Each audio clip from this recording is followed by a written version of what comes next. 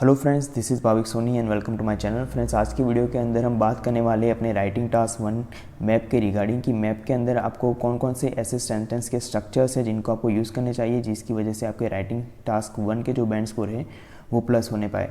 वो होता क्या है कि हम इंट्रोडक्शन के अंदर मतलब जैसे कि कंडीशन होती है कि टास्क 1 के अंदर मैप के अंदर आपको डिफरेंट ईयर्स दिए गए होते हैं और अकॉर्डिंग टू दोज ईयर्स हमें टास्क 1 के अंदर अपने टेंसेस को यूटिलाइज़ करना होता है।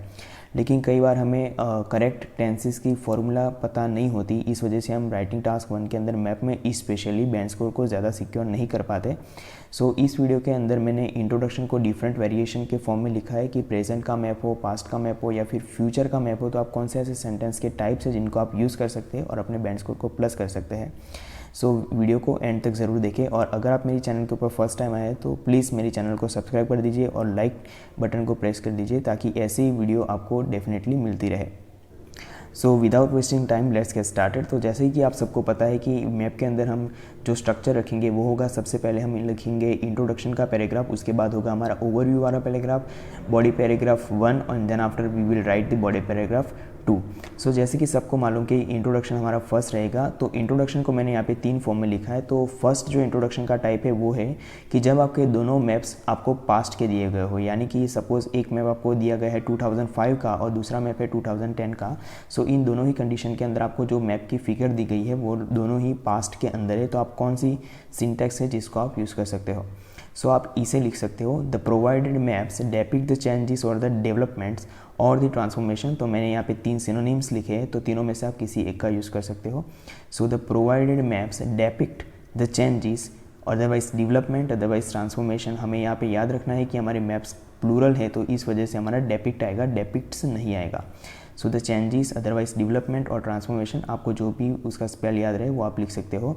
विच टुक प्लेस इन ब्लैंक, यहाँ पे जो भी प्लेस के रिगार्डिंग हमें डिस्कशन करनी है वो आएगा यहाँ पे। फिर उसके बाद आएगा from, then after the first year to the last year. So जैसे कि मैंने यहाँ पे एग्जांपल भी मेंशन किया है और मैं आपको बाद में समझाता हूँ कि इस सिंटैक्स का एक्जैक्ट मीनिंग क्या है।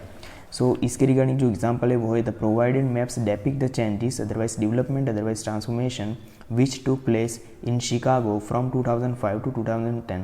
तो जैसे कि हमने यहाँ पे शिकागो लिखा है, तो इस सिंटैक्स के अंदर जो कि हमारा प्लेस आएगा तो विच टू प्लेस। सो इसका मतलब होता है कि जो चेंजेस हुआ, ठीक है। सो टेंस के अंदर अगर हमें इस सिंटैक्स को बराबर से समझे तो टू प्लेस का मतलब क्या होगा कि जो चेंजेस हो चुके हैं, ओके क्योंकि हमारे पास दोनों मैप की कंडीशन जो है वो पास्ट में थी, तो इस वजह से हम यहाँ पे यूज़ करेंगे विच टू प्लेस, यानी कि वो चेंजेस जो कि हो चुके थे पहले।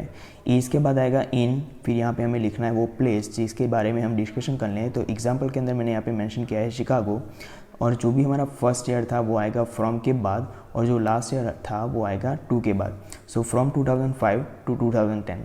तो अगर आपके पास दोनों मैप की कंडीशन अगर पास्ट में दी गई हो तो आपको इस सिंटैक्स को यूज़ करना है।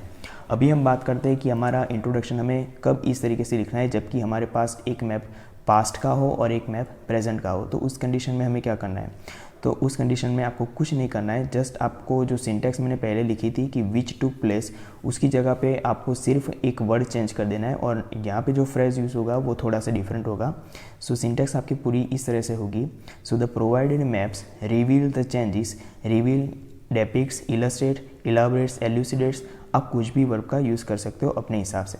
सो the provided maps reveal the changes, otherwise development, otherwise transformation which have taken a place. अभी आप देखो कि मैंने यहाँ पे यूज़ किया है जो फ्रेज, तो टेंस की सिंटैक्स यहाँ पे चेंज हो जाएगी। यहाँ पे मैंने लिखा है विच हैव टेकन अ प्लेस, यानी कि अभी एग्जिस्टिंग सिचुएशन के अंदर आपको जो चेंजेस देखने को मिल रहे हैं कि वो चेंजेस यहाँ पे ऐसे है जो कि पास्ट में नहीं बल्कि प्रेजेंट के अंदर आप उसको देख सकते हो, ठीक है। तो यहाँ पे आएगा आपका प्रेजेंट परफेक्ट टेंस, तो इस हिसाब से हम यहाँ पे यूज़ करेंगे विच हैव टेकन अ प्लेस, क्योंकि अभी उस चेंजेस को आप अपने सामने आप देख सकते हो, ठीक है।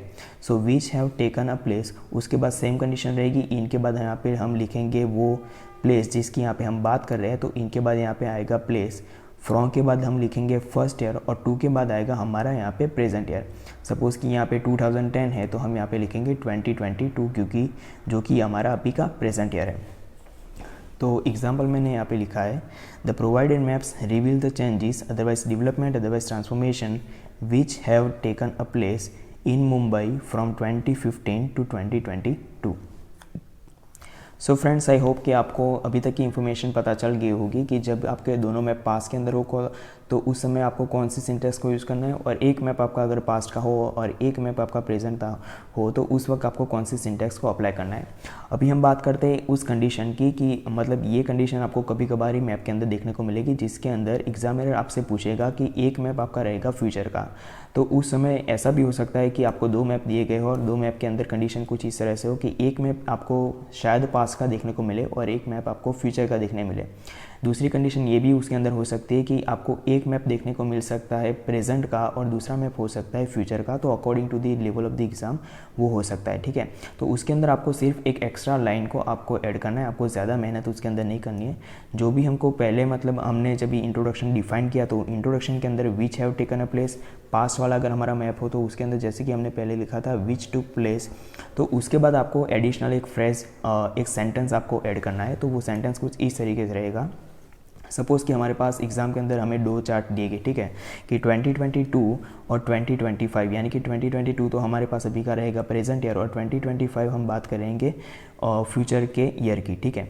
तो उस समय अगर हमें एग्ज़ाम के अंदर अपना सेंटेंस लिखना है तो कुछ इस तरीके से रहेगा। सो पहले हम लिखेंगे प्रेजेंट का, क्योंकि हमने अभी बात की है कि जैसे कि एक आपका प्रेजेंट का है, ठीक है। सो the provided maps reveal the changes otherwise development और ट्रांसफॉर्मेशन, इनमें से आपको कुछ एक ही को लिखना है। विच have taken a place in Mumbai, ठीक है। तो प्रेजेंट का हमने डिफाइन कर दिया एग्जाम के अंदर, लेकिन आपको अभी फ्यूचर का भी लिखना है।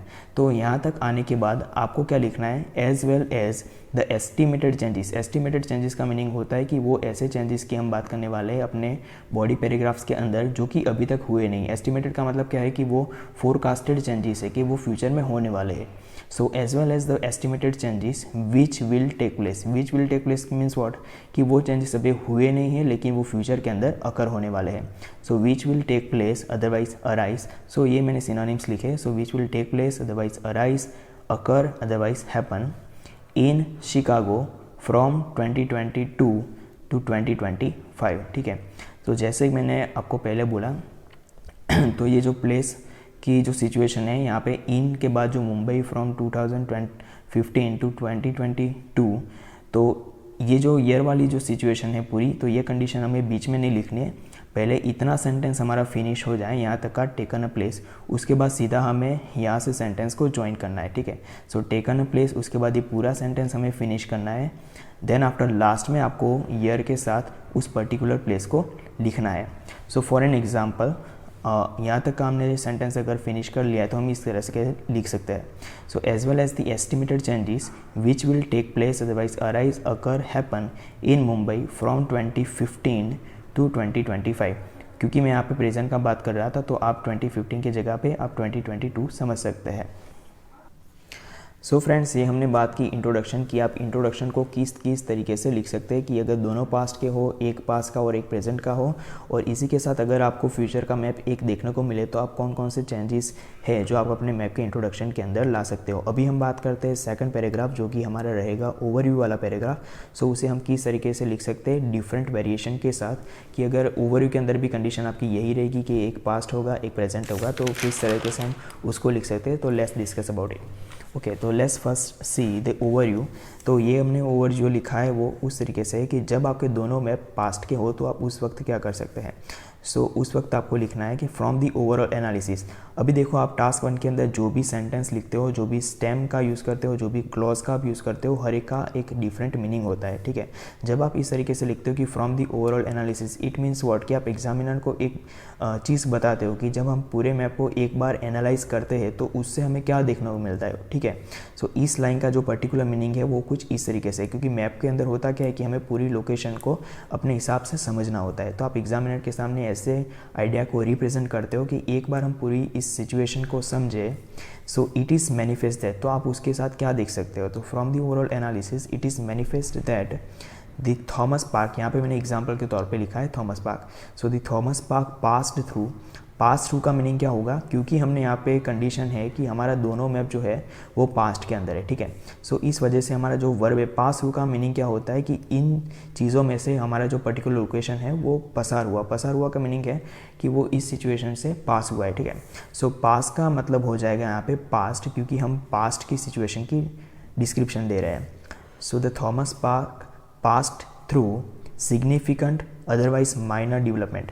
अभी देखो सिग्निफिकेंट चेंजेस आपको तब लिखना है जब आपको दो मैप आपको जो दिए गए हैं उसके अंदर आपको पहले वाले जो मैप है उसके अंदर आपको देखने को मिल रहा है सिर्फ 5 चेंजेस, ठीक है, सिर्फ 5 लोकेशन है। लेकिन दूसरा जो आपके पास मैप है उसके अंदर जो डेवलपमेंट्स हुए वो आपको 5 की जगह पे 12 दिख रहे हैं। अब देखो most of the cases exam के अंदर आपको मैप वो एग्जामिनर आपको ऐसा ही प्रोवाइड करेगा कि जिसके आपको बहुत ज़्यादा सेंटेंस आपको लिखने को मिले, ठीक है, मतलब आपको वो लिखवाएगा ज़्यादा से ज़्यादा सेंटेंस। तो in most of the cases exam के अंदर आपका सिग्निफिकेंट वर्ड ही रहने वाला है। सो सिग्निफिकेंट तब रहेगा जब आपको चेंजेस ज़्यादा देखने को मिले, और माइनर चेंजेस तब होंगे जब आपको बहुत ज़्यादा चेंजेस ना देखने को मिले, काफ़ी मतलब थोड़ी कंडीशंस हो, ठीक है। So the Thomas park passed through significant otherwise minor developments over the period with the introduction of new facilities। अभी मैंने यहाँ पे लिखा है over the period. Over the period का मीनिंग क्या होता है, क्योंकि हमने ईयर को ऑलरेडी हमारे इंट्रोडक्शन के अंदर मेंशन कर दिया है तो उसको रिपीट करने की कोई ज़रूरत नहीं है। उसकी जगह पे हम सिर्फ इतना लिख सकते हैं कि over the period with the introduction of new facilities. अभी ये क्या है कि आप इसको लिखें या फिर आप भूल भी जाएँ तो कुछ है नहीं, लेकिन आपको मतलब एक चीज़ याद रखें कि इंट्रोडक्शन ऑफ न्यू फैसिलिटीज़ आपको इसलिए लिखना है क्योंकि आपको कोई भी आप मैप देखें तो उसमें एटलीस्ट एक तो फैसिलिटीज़ आपको ऐसी देखने को तो मिलेगी ही कि जो आपको पुराने मैप के अंदर देखने को ना मिली हो। जैसे कि अगर हमारे पास कॉलेज लाइब्रेरी का कोई एक चार्ट है तो जो टेबल्स है, डेस्क है या फिर कंप्यूटर टेबल है, जो भी हो, तो ऐसी नए मैप के अंदर आपको डेफिनेटली कोई अलग चीज़ देखने को मिलेगी, ठीक है। तो उस हिसाब से इंट्रोडक्शन ऑफ न्यू फैसिलिटीज़ आपके हर एक मैप के अंदर सूट होगी ये line. So from the overall analysis it is manifest that the Thomas park passed through significant otherwise minor developments over the period with the introduction of new facilities. अभी there is a trick, आपको सिर्फ इतना याद रखना है, यहाँ पे लिखा है जैसे कि पास्ट थ्रू, तो इस वर्ब के ऊपर ही आपको फोकस करना है, इस वर्ब को ही हम चेंज करने वाले हैं।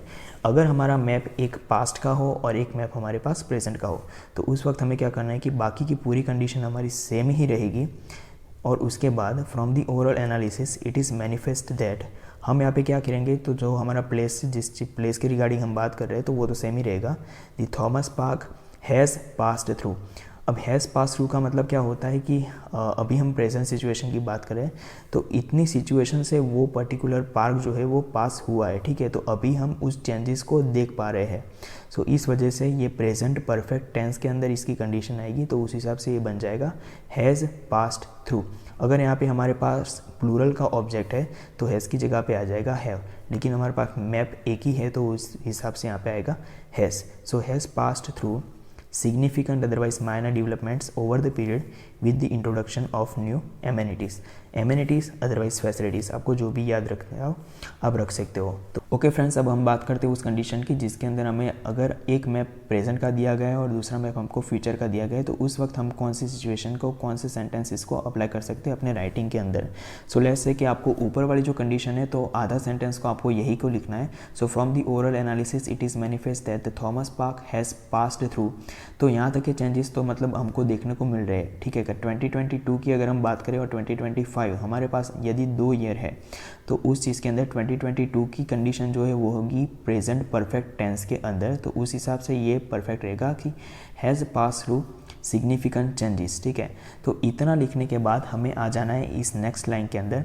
तो अभी इतने चेंजेस हुए और उसके साथ एस्टिमेटेड चेंजेस भी है जो कि फ्यूचर के अंदर होंगे, अदरवाइज हमको देखने को मिलेंगे।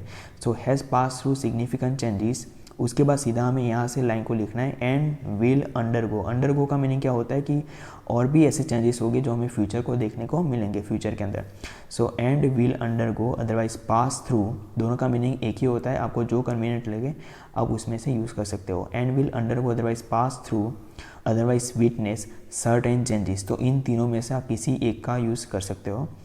And witness changes over the period with the introduction of new amenities, ठीक है।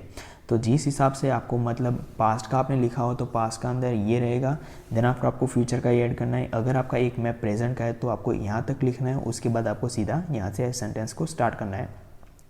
सो विटनेस चेंजेस के बाद यहाँ पे over the period with the introduction of new amenities, तो इन सेंटेंस को आप एडजॉइन करके आपको पूरा कर देना है अपना ओवरव्यू का फॉर्मेट। ओके फ्रेंड्स, अभी हम बात करेंगे कि ऐसे कौन से सेंटेंसेस के स्ट्रक्चर्स है जिसके मदद से हम लोकेशन को डिफाइन कर सकते हैं, क्योंकि लोकेशन के अंदर होता क्या है कि आपको आईएलटीएस के अंदर मैप राइटिंग के समय इतनी चीज़ों का ध्यान रखना है कि आप कभी भी टॉप, बॉटम, लेफ्ट, राइट आप ऐसे वर्ड्स का यूज़ नहीं कर सकते, क्योंकि लोकेशन को अगर हमें डिस्क्राइब करना हो तो उस वक्त डायरेक्शन के अलावा आपको किसी और वर्ड्स का यूज़ नहीं करना है, ठीक है। तो यहाँ पे मैंने 5 सेंटेंसेस लिखे कि आप किस तरीके से अपने सेंटेंसेस को लिख सकते हो, ठीक है। तो सबसे पहले है कि to the south of the park, तो उसके बाद आपको यूज़ करना है जो भी आपकी लोकेशन आप डिफाइन कर रहे हो वो, तो इसके बाद आपकी वो लोकेशन आएगी, ठीक है। सपोज़ हम ऐसे लिखे तो to the south of the park there was the temple, ठीक है। Then after towards the north of the library there was a book shelf, at the east of the college a library could be seen, in the west of the laboratory there was a professor's desk, from the south west location to the north direction. और इसके बाद आपको लिखना है कि मतलब from the south west location to the north direction, यानी कि मतलब यहाँ पे आपको कोई ऐसी चीज़ लिखनी है कि जिसकी शुरुआत साउथ वेस्ट लोकेशन से हो रही है और वो चीज़ जो है वो नॉर्थ डायरेक्शन के थ्रू मतलब चल रही है, कि यहाँ से वो शुरू हो रही है साउथ वेस्ट से और वो नॉर्थ डायरेक्शन तक नहीं आती तब तक वो चीज़ चालू ही रहती है। तो ऐसी कोई चीज़ आपको देखने को मिले तो आप लिख सकते हो। तो आपको ध्यान में क्या रखना है कि डायरेक्शन के थ्रू ही आप लोकेशन को डिफाइन कर सकते हो, आप सीधे सीधे नहीं लिख सकते। तो आपको जो चीज़ें नहीं लिखनी है वो सबसे ज़्यादा ध्यान में रखना है, क्योंकि होता क्या है कि आप टॉप, बॉटम, लेफ्ट, राइट लिख दो तो आपके बैंड स्कोर माइनस होने के चांसेस काफ़ी ज़्यादा रहेगी और एग्जामिनर के सामने आपकी इंप्रेशन कुछ इस तरीके से रहेगी कि स्टूडेंट को करेक्ट इन्फॉर्मेशन के बारे में मालूम नहीं है, ठीक है। तो इतना आप ध्यान रखें। ओके फ्रेंड्स, तो अब हम बात करते हैं टाइप्स ऑफ सेंटेंसेस की, कि मतलब आप लोकेशन को डिफाइन करने के लिए किन 5 तरीकों का यूज़ कर सकते हो। तो मैंने यहाँ पे एक ही सेंटेंस को 5 डिफरेंट वेज के अंदर लिखा है, तो आप उस हिसाब से अपने लोकेशन को डिफाइन कर सकते हो कि मतलब बार बार आपको एक ही सेंटेंस को रीइटरेट ना करना पड़े। सो एक ही सेंटेंस है जिसको मैंने 5 डिफरेंट तरीके से लिखा है, ठीक है। सो सपोज़ मैंने यहाँ पे चाइल्ड केयर सेंटर का एग्जाम्पल लिया है और उसी को मैंने 5 तरीके से डिफाइन किया है। तो एक सेंटेंस है जैसे कि अ child care centre can be seen in the south of the school, ठीक है। अब इसी सेंटेंस को हम डिफरेंट तरीके से कैसे लिख सकते हैं, तो school had a child care centre in the north direction. तो जिस तरीके से चाइल्ड केयर सेंटर है, स्कूल है, तो आप इन ऑब्जेक्ट को अपने मैप के क्वेश्चन के रिगार्डिंग चेंज कर सकते हो और आप इन सेंटेंसेस को लिख सकते हो। Then after the south east of the school was occupied otherwise reserved by a child care centre. उसके बाद है a child care centre was situated otherwise located in the north of the school, ठीक है। और last sentence जो आप लिख सकते हो वो है there was a child care centre in the north east of the school, ठीक है। अब इन 5 सेंटेंसेस के अंदर से आपको एटलीस्ट 4 सेंटेंस को याद रखना है और 4 सेंटेंस को आपको मैप जब भी आप लिखो एग्जामिनर के सामने अपने क्लास के अंदर, तो इन सेंटेंस के स्ट्रक्चर जो है उनको आपको डेफिनेटली यूज़ करना है और इनको यूज़ करने के बाद आपके बैंड स्कोर प्लस होने के चांसेस है, ठीक है। तो इन लोकेशन को जब भी आप डिस्क्राइब करो तो ऐसे टाइप्स ऑफ सेंटेंसेस को आपको यूज़ करना बिल्कुल भी नहीं भूलना है।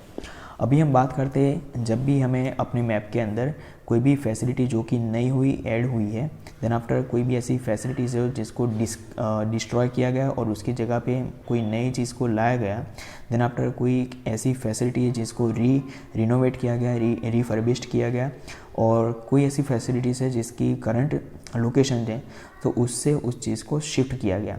सपोज़ कि वो चीज़ नॉर्थ में थी तो उसको साउथ में शिफ्ट किया गया, तो उनको हम किस तरीके से लिख सकते हैं। तो अभी हम उन सेंटेंसेस की बात करेंगे।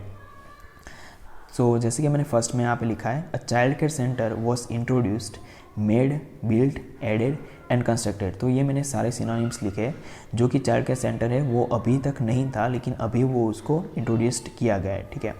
अभी सेंटेंस सेकंड जो है वो है a child care centre was minimized, reduce, shrunk in size. यानी कि चाइल्ड केयर सेंटर की पहली जो मतलब उसकी स्पेशियस लोकेशन थी, जो उसका एरिया था उसको रिड्यूस किया गया उसकी साइज़ के अंदर। तो उस वक्त आप इन वर्ब्स को यूज़ कर सकते हैं, मिनिमाइज्ड, रिड्यूस और श्रंक। ओके, सो जो अब नेक्स्ट स्टेटमेंट है वो है a child care centre was expanded in large and extended. It means what कि उसकी जो प्रीवियस सिचुएशन थी उसके मुताबिक अभी उसकी साइज़ को बढ़ा दिया गया है। तो उस वक्त आप एक्सपांड यूज़ कर सकते हो, इन लार्ज यूज़ करते हो और एक्सटेंडेड यूज़ करते हो। और ये जो सारे मैंने वर्ब्स यहाँ पे लिखे तो according to your grammar, according to your year आपको इसको चेंज करना होगा। अगर प्रेजेंट है तो प्रेजेंट के मुताबिक आपको इसको लिखना है, और फ्यूचर के अंदर अगर आपको कंडीशन डिफाइन करनी हो तो फ्यूचर के अंदर आप उस वर्ब को उस तरीके से लिख सकते हो ग्रामेटिकल स्ट्रक्चर के मुताबिक। Then after a child care centre was knocked down, dismantled, destroyed, demolished and destructed. अगर चाइल्ड केयर सेंटर को डिस्ट्रॉय किया गया हो तो उस वक्त आप कौन कौन से वर्ब्स को यूज़ करते हैं, तो वो है knock down, dismantled, destroyed, demolished and distracted. Okay, the last one is a child care center was shifted, moved and relocated. यानी कि उसको अगर उसकी प्रीवियस सिचुएशन से दूसरी किसी जगह पे उसको शिफ्ट किया गया है, मूव किया गया है, तो उस वक्त आप कौन कौन से सेंटेंसेस को लिख सकते हो।